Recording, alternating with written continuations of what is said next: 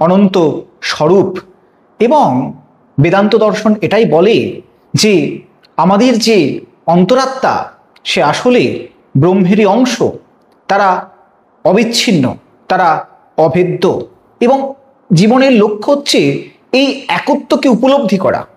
জীবনের লক্ষ্য হচ্ছে আমাদের অন্তরাত্মা যে আসলে সে অনন্ত ব্রহ্মেরই অংশ সেটাকে অনুভব করা, এবং এটাকেই তারা বলছেন মোক্ষ।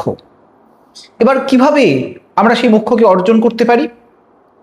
বেদান্ত দর্শন বলবে যে জড়জগৎ যে মায়ার সৃষ্টি করেছে আমাদেরকে, আমাদের জীবনকে কেন্দ্র করে, জীবনের চারিদিকে ইন্দ্রিয় কেন্দ্রিক যে মায়া, সেই মায়াকে অতিক্রম করতে হবে।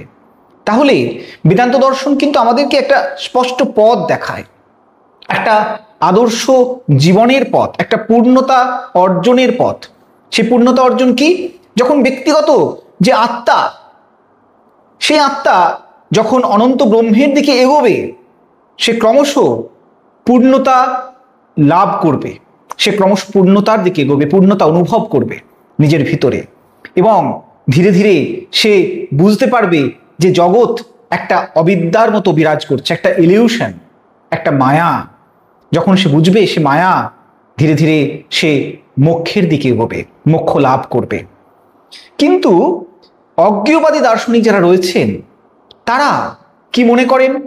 তারা মনে করেন যে তাদের জ্ঞান সীমাবদ্ধ, মানুষের জ্ঞান হচ্ছে সীমাবদ্ধ।